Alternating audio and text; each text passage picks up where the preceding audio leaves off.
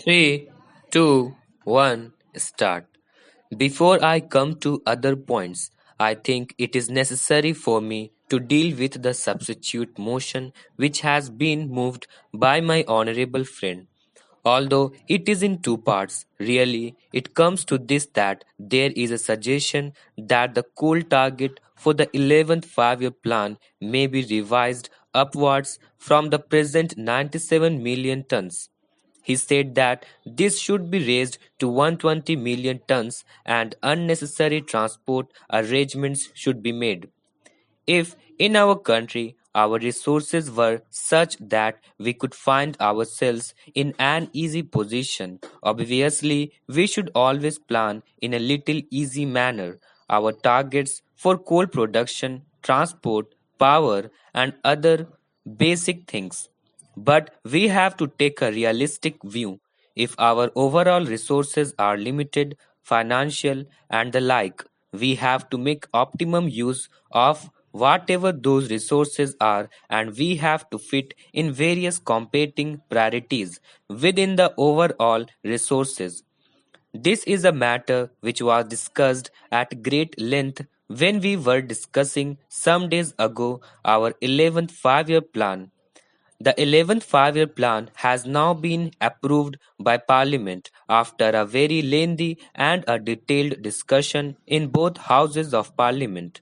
Howsoever tempting this idea may appear to be, namely, that we should plan for more transport, for more coal, for more power, and for a number of other things which are basic, they have to take their chance and they have to be fitted within the overall resources that are available.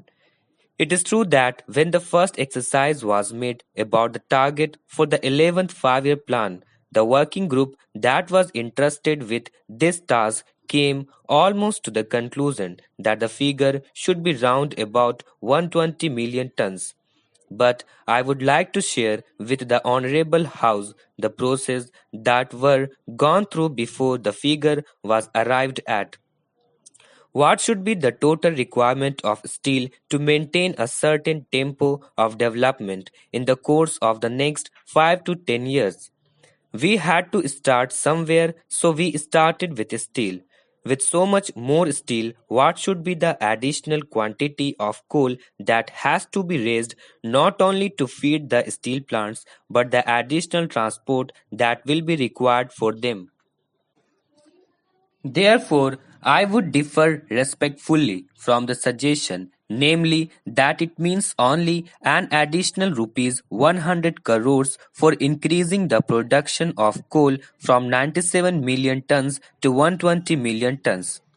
If it were really simple, we could perhaps somehow or other find an additional rupees 100 crores, although every crore of rupees having been already taken into account. It will be idle to talk of such a large addition as rupees 100 crores. But it is not rupees 100 crores that would be required, but several hundreds of crores because to utilize that coal, transport will have to be organized either by sea or by road or by rail. For the utilization of that coal, another heavy investment would be required in the form of consuming centers, in the form of other new industrial plants or power plants or the like.